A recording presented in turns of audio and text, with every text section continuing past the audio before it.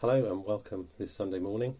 My name is Kevin Thatcher. I'm one of the elders from Cornerstone, and I'm going to bring some thoughts on our reading from today from Mark chapter 21.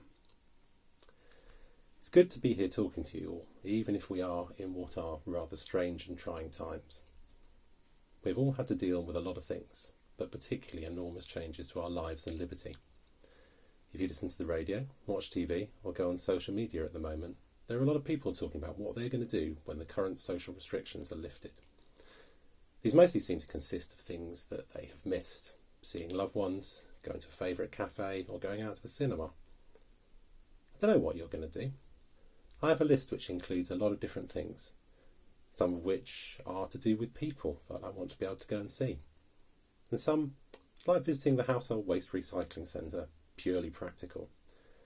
I guess one of the ones we're all looking forward to is when we get to meet together again in person for worship.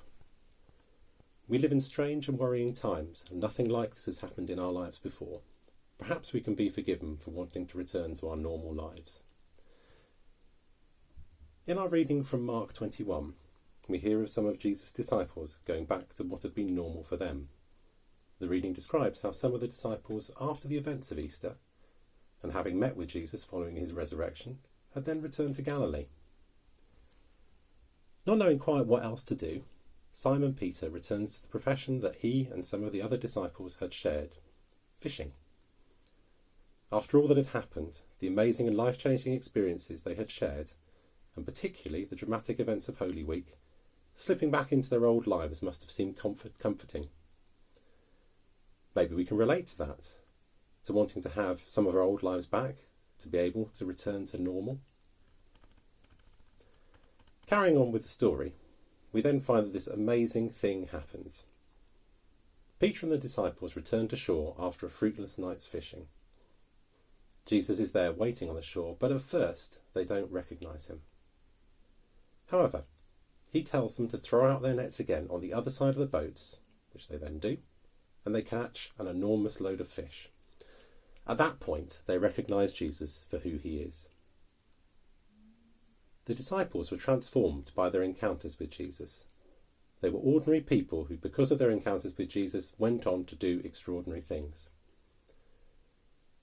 They had been aware of Jesus and had heard his call, and then they had acted on it by doing what they were called to do. Similarly, if we seek to know more of God and of his majesty and our salvation in Jesus, we will also be transformed. We need to hear God's call and to respond to it. I think it is fair to say that we are going to face many challenges and difficulties over the coming weeks. We may long to get back to normality, but we have been changed by the experiences we have had.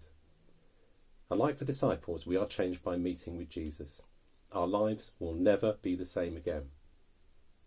Now at the moment, we may want to return to our old lives and wish for some kind of normality to return, and it will, friends, it will.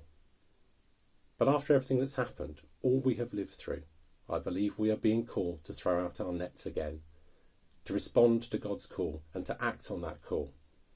God has a plan for us all, now and always, even in these strange times in which we are living. All we need to do is to answer his call. I'd like to finish with some verses from Psalm 40. I waited patiently for the Lord. He turned to me and heard my cry. He lifted me out of the slimy pit, out of the mud and mire. He set my feet on a rock and gave me a firm place to stand. He put a new song in my mouth, a hymn of praise to our God. Many will see and fear the Lord and put their trust in him.